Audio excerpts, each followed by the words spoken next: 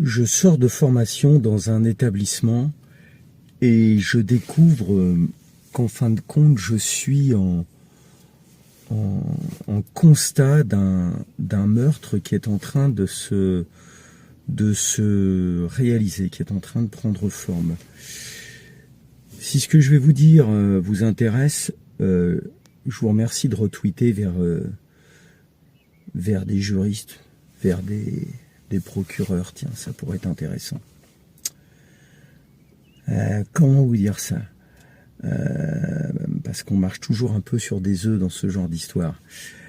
Des professionnels que je rencontre en formation m'expliquent, des professionnels de santé, m'expliquent que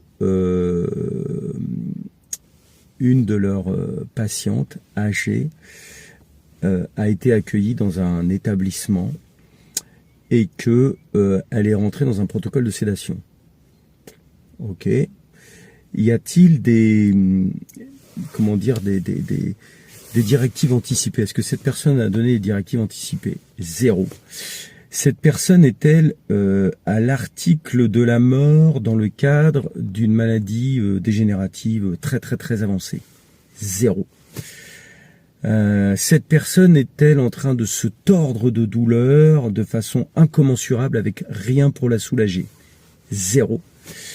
Cette personne a-t-elle exprimé, à l'oral, puisqu'il n'y a pas de directive anticipée, l'envie d'arrêter sa vie? Zéro. Alors comment est-il possible que cette personne rentre dans un protocole de sédation? Tout simplement parce que, étant quand même bien fatiguée, cette petite dame, avec une maladie lourde, certes, eh bien, sa baisse d'autonomie, son entrée en dépendance, a fait qu'elle est arrivée dans un établissement où le médecin a cru bon de lui donner un benzodiazépine du 0,25, un Xanax 0,25 le matin, 0,25 le midi, 1 le soir. Enfin, 0,5 le soir, ce qui nous fait 1 mg par jour. Et puis la biodisponibilité de cette benzo fait que, compte tenu de l'état de la personne, je peux pas en dire trop, hein, eh bien en fait ça fait un peu x2 quoi au niveau effet. Donc cette dame, elle est complètement dans le coltard. Étant dans le coltard, elle mange pas, elle perd des forces, elle s'épuise, elle a le ciboulot qui tourne pas terrible. Et puis elle a du mal à dormir la nuit, elle a tendance à se réveiller, à lutter toute la nuit, à s'endormir qu'au petit matin. Et résultat des courses, quand elle sombre au petit matin, elle sombre d'un faux vrai sommeil. Et puis les semaines passent et elle est complètement hagard. Et donc là, la décision est prise puisque elle perd de plus en plus de poids et qu'elle est complètement paumée. Elle est par moments un peu agressive, souvent dans la peur. On se dit voilà, elle est rentrée dans une phase de trouble cognitif avéré quoi. Et là, le médecin ne trouve rien de mieux que dire aux aides-soignantes oui, mettez de l'hypnovel, de la sédation, ne serait-ce que pour éviter de prendre des coups lorsque cette petite dame se débat, lorsque vous faites sa toilette.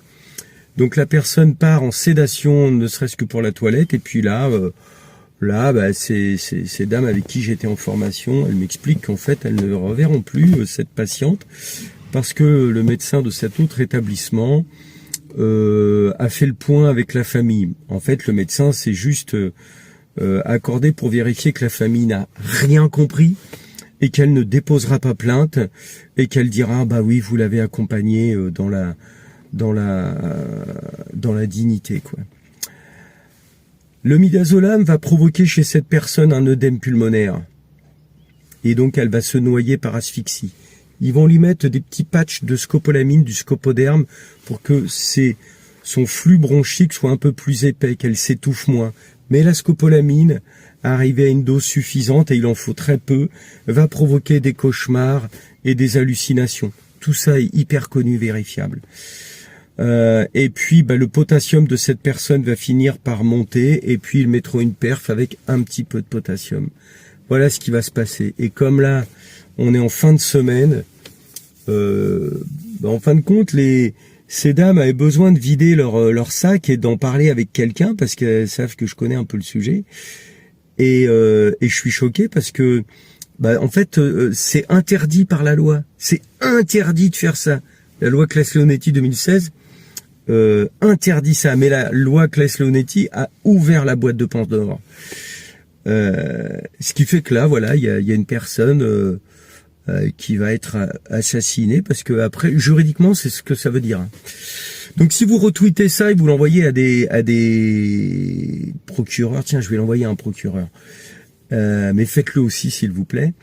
Bien, sachez, messieurs les juristes, messieurs les procureurs, avec tout le respect qu'on a pour vous, que tant que vous n'aurez pas des soignants, quelques médecins, quelques infirmières pour vous et quelques pharmaciens, s'ils veulent bien, pour vous expliquer ce qu'il y a derrière les molécules, quand en plus elles se mélangent entre elles dans le corps, on vous jettera de la poudre aux yeux et vous serez des petits lapins dans les phares, je le dis gentiment. Et les familles ne comprennent pas. Si seulement cette dame avait dit « j'exige que l'on me donne des produits lithiques dangereux, j'exige que là », mais là non, pas du tout. Juridiquement, c'est un assassinat et je me retrouve indirectement témoin de ce truc-là et c'est choquant. Donc elles ont fait ce qu'elles ont pu pour prévenir la famille, elles ont fait ce qu'elles ont pu pour prévenir quand même, mais dans ce petit landerneau, tout le monde est un peu gêné, tout le monde ferme sa gueule, et qui ne dit mot consent. Voilà, moi j'avais besoin de vous le dire, quoi. Regardez la photo également que je vous mets en parallèle là, et vous comprendrez ce qui est en train de se passer en Angleterre et ce qui nous arrive droit dans la figure.